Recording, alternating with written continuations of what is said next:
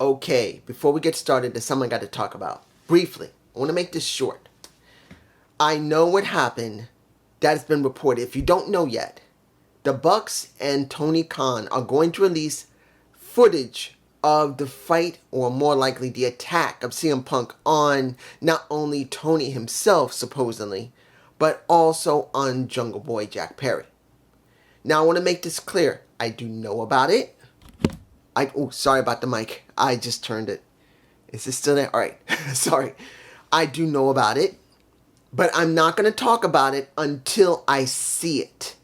Originally, I was going to make a Gump report just thinking about what I wanted to say, but I realize right now it is better to wait until I see it and to see the aftermath of it, because let's make this clear. Whether you guys like it or not, this incident happened. The scrum beforehand, whatever's going on there, if there is a DMCA on that, can't talk about it. But here, supposedly, they got the footage. They got what's there. Now, I'm not saying this is the right thing. I'm not going to say this is the wrong thing until I see it and see the response the Bucks and Tony give. Because this is all because of CM Punk speaking. And I did speak on it, saying that he could have said something, but it didn't need to go that far.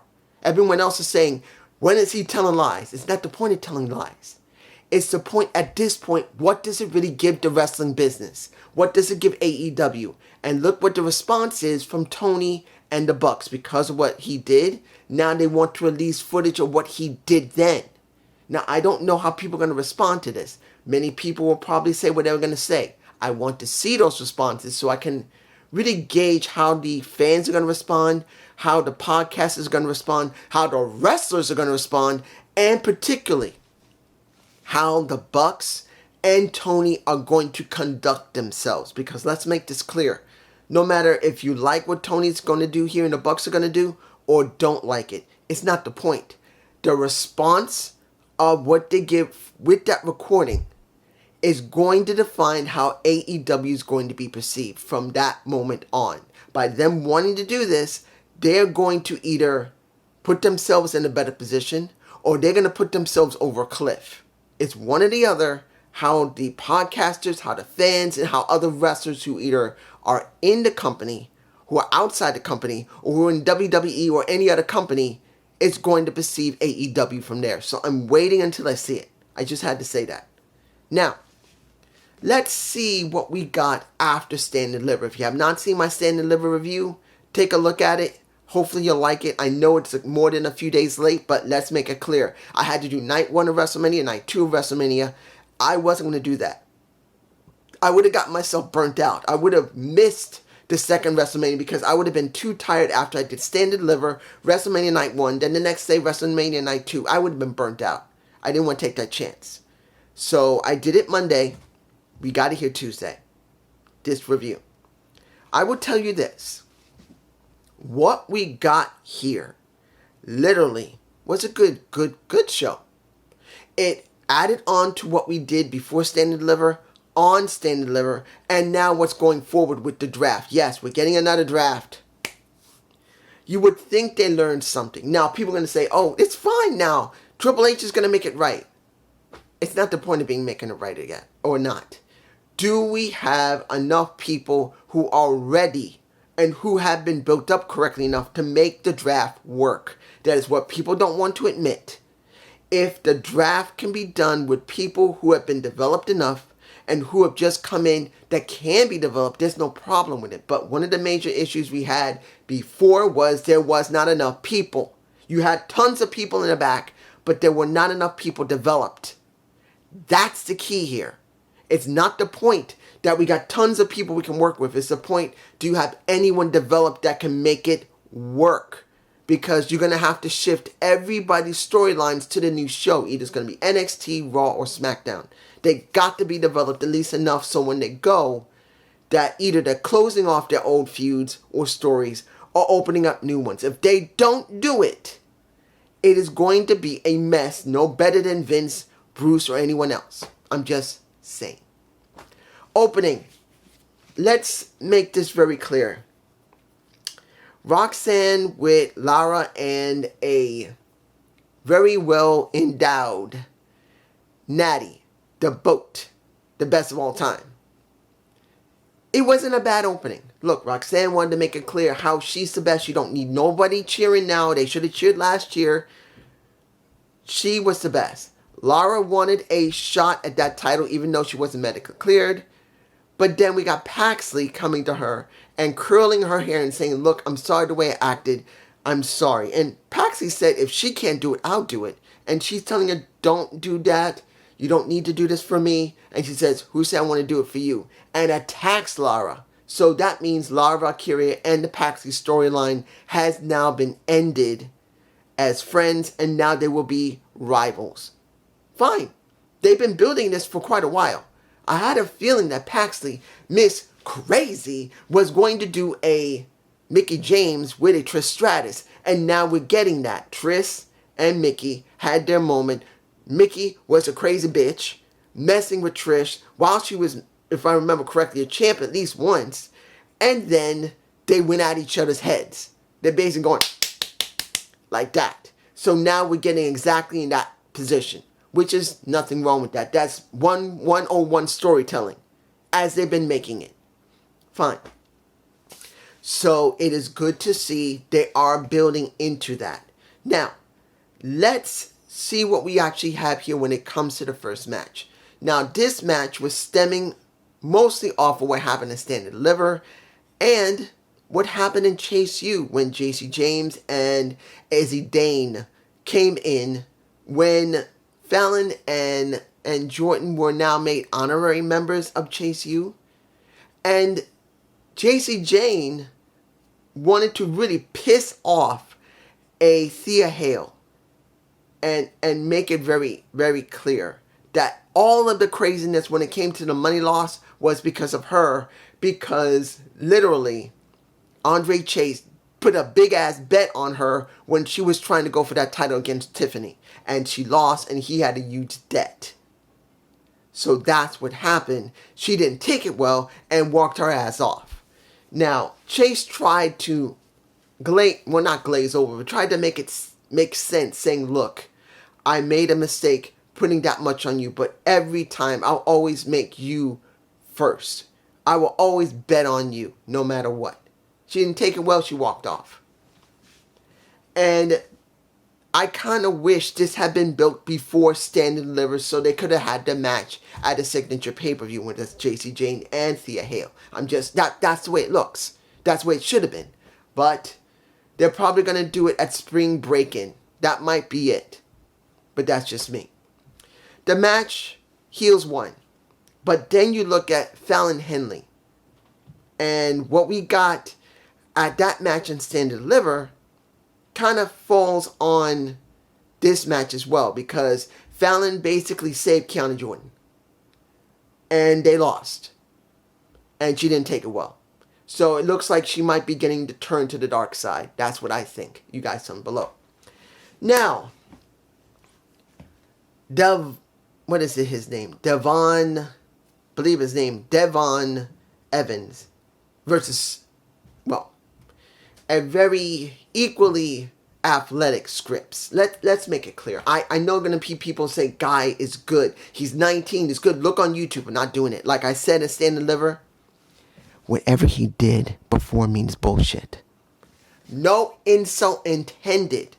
But whatever he did on the indies or any other promotion means nothing until you see how he's booked in the new promotion. Seeing all of his old stuff means nothing. It depends on what they're going to let him do there and how he's going to be driven as a character, how his feuds are going to be, how his promos are going to be, and how people are going to be sold on him. As far as I saw in that match, he's no better than Scripps. Look, Scripps is very athletic. He's a good athletic high flyer. And Evans is no better than him. In fact, he reminds me of a watered down Wes Lee. Yeah, I said it. Because I love Wes Lee. I knew his... Calm down. I really hope Wes Lee's back is doing better. Because he was in so much pain when he left. But let's make it clear. Devon Evans is a watered down version of Wes Lee. He's just taller and he's younger. Don't mean shit. Wes Lee is better than him. Scripps is better than him. He's 19. He can grow into it. But I'm going to tell you the truth. He don't look any better than them. In fact, he looks a little worse than them because you can see 100% that he's a clearly 100% high flyer with almost no wrestling skill. None. The way that match went, only thing he can do is just do flips. He does not have fundamental wrestling. He doesn't. He's a great tumbler, a great probably gymnast. But when it comes to pro wrestling, he's like this. He should be here. Still do a good amount of pro wrestling, but still keep that athletic thing. He's got to know a balance. He don't know shit. So I'm not being rude to him. I'm not being disrespectful. But he is no better than Scripps, and he is a watered down Wesley. And that's not meant to be insult. That's meant to be actually respectful.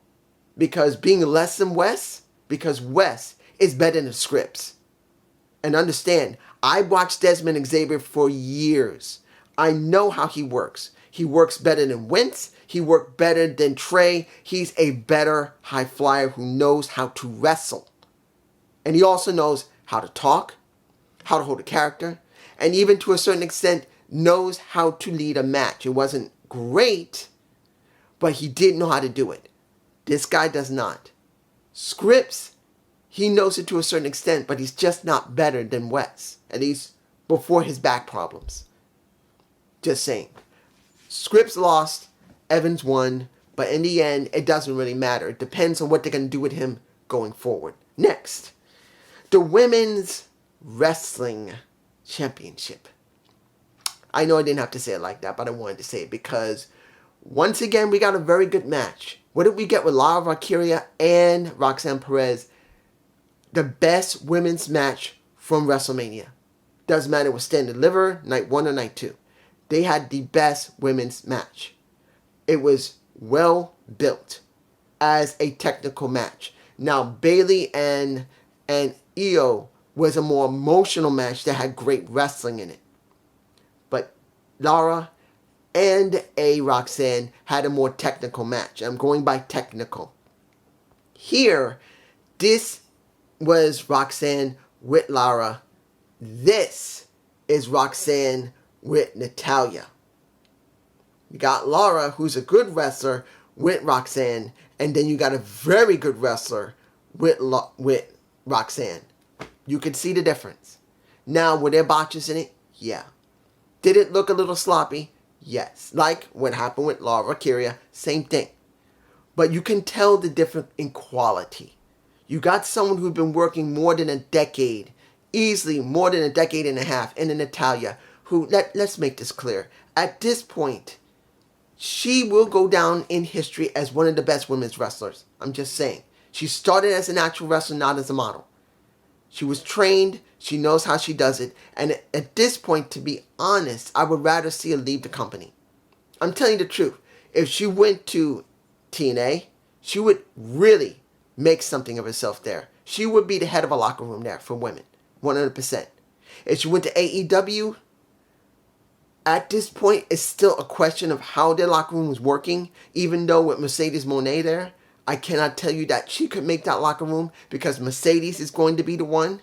So I would say TNA. Easily. TNA would gain something great from her. That's if she left. But I am going to tell you, she will go down in history as one of the best women's wrestlers. That is technical. Flat out, there's no lie about that. You cannot deny it. And let's make it clear, she's nearly 40, and she still looks gorgeous face, great pair of boobs, still in great shape. TJ, you better not lose that woman. If you do, every man will kill you to get to her. So I hope he isn't stupid enough to hurt her feelings. Because literally, men will crawl over you to get to her. Because physically, she's beautiful. She may be a little quirky, but that's what most people like. And she likes cats, which I like cat. Even though I don't want to look at her two-pawed cat. But you get my point. Let's make this clear. Great match. But we do have Lola Vice screwing her over. They get their fight.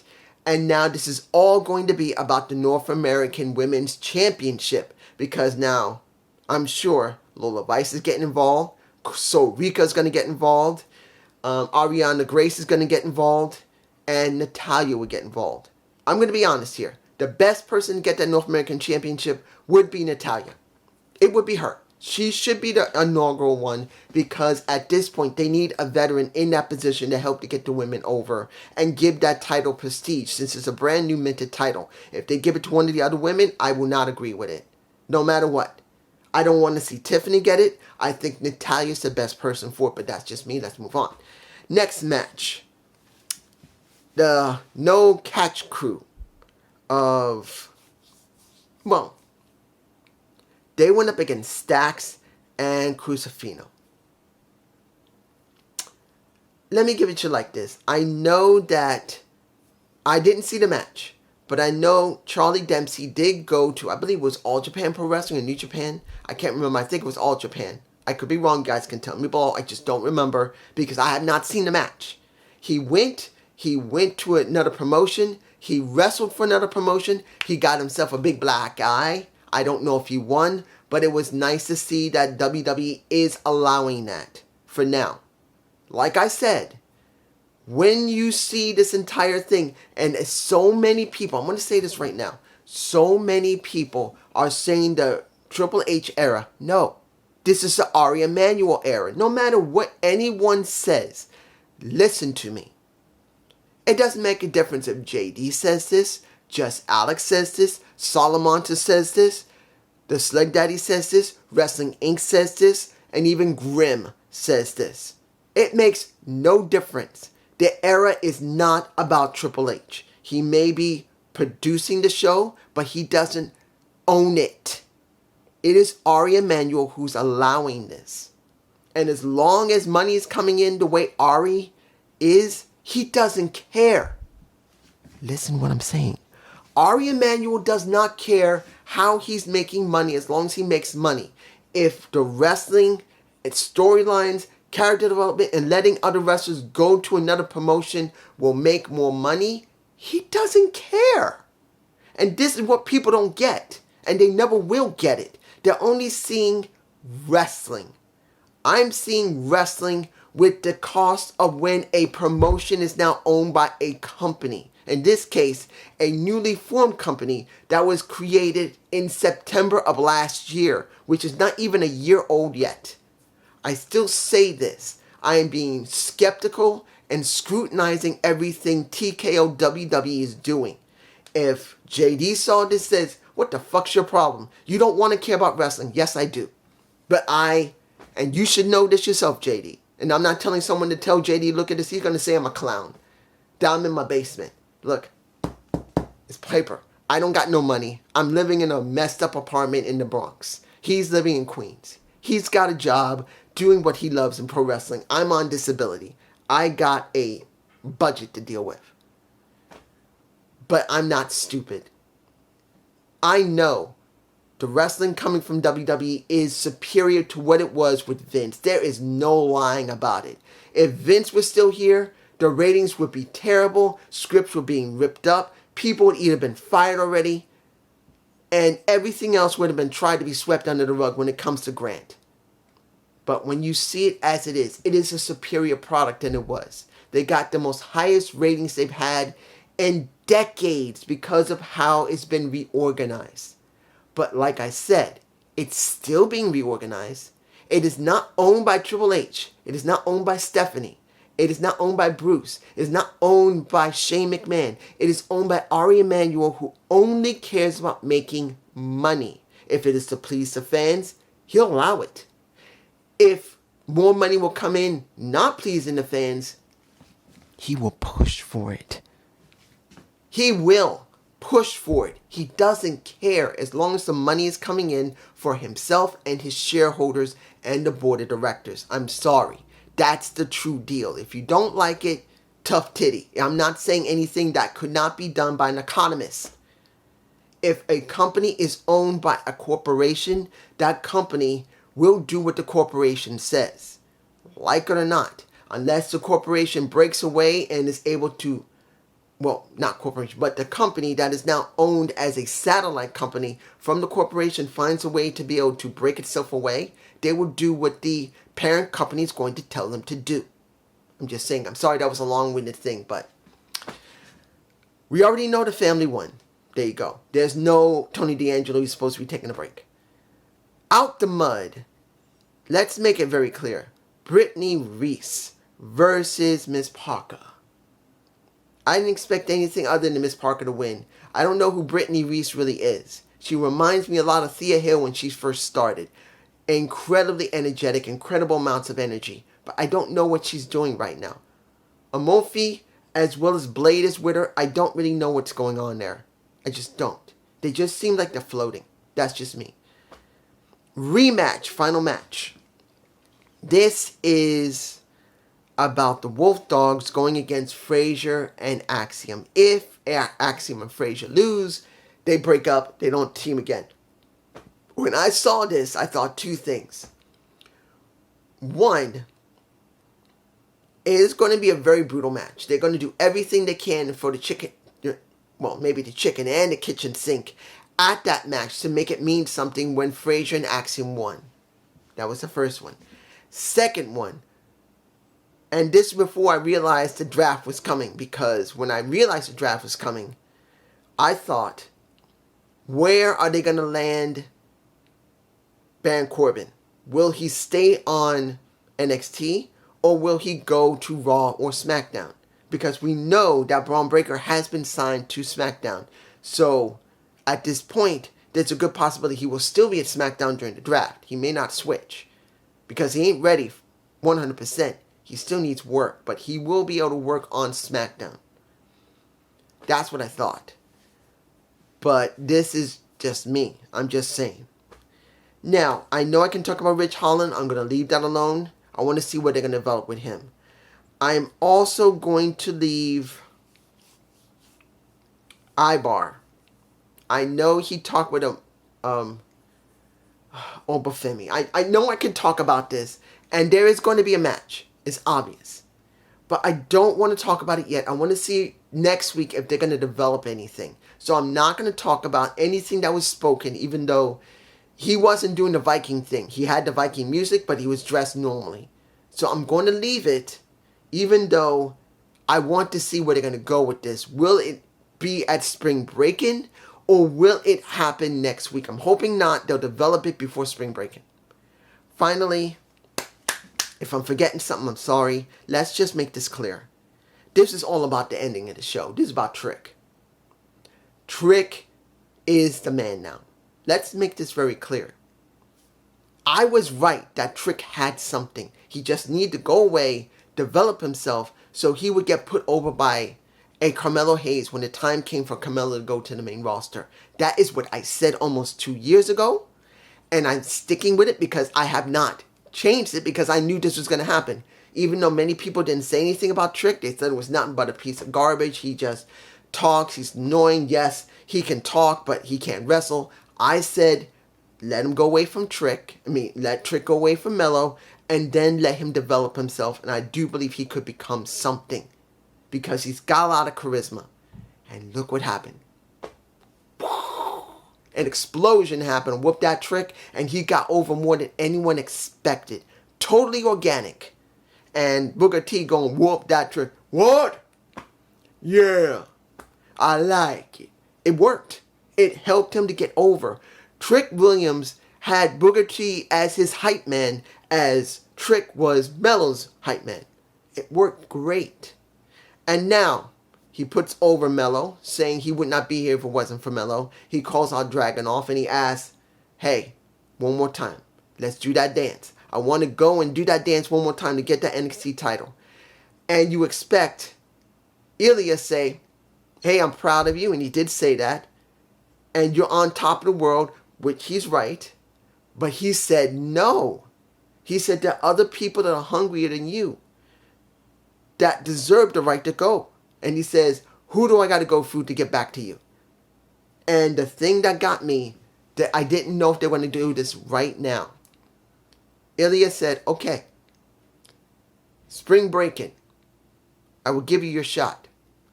But if you lose, I thought he was going to say, if you lose, you will not get another title shot. He said, no. If you lose, you leave NXT. So I think Spring Breaking is running almost around the time of the draft. So if he wins or loses, it's going to be interesting. And in this situation, he says, you know, if I can't beat you, I don't deserve to stay in NXT. They shake hands. Melo beats the crap out of them both. And Melo says, I'll see you in a fucking... He doesn't curse, but I'll see you in a damn steel cage, bitch. So next week, we're going to have one more match. One more match. Before Spring Breaking, we're going to have Melo versus Trick in a steel cage. This is the last moment I believe that this is what I was talking about. That Trick Williams, who had finally reached the point where he's ready to work on his own, and Carmelo Hayes, who has been developed for quite a while, but they didn't have any room for him, they're finally going to break away from each other. At least until Trick gets to the main roster, or counting on what brand they're going to be on. If Trick is on Raw and Melo's on SmackDown, they'll be separated until one day they're brought back together. Either to tag together or to feud together. This is it. The final moment, if I'm right.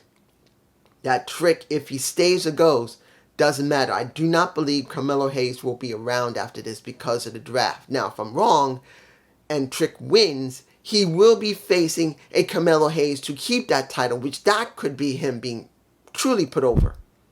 Sorry. Oh, some of my. If Trick wins the title, Carmelo will not be going to the main roster.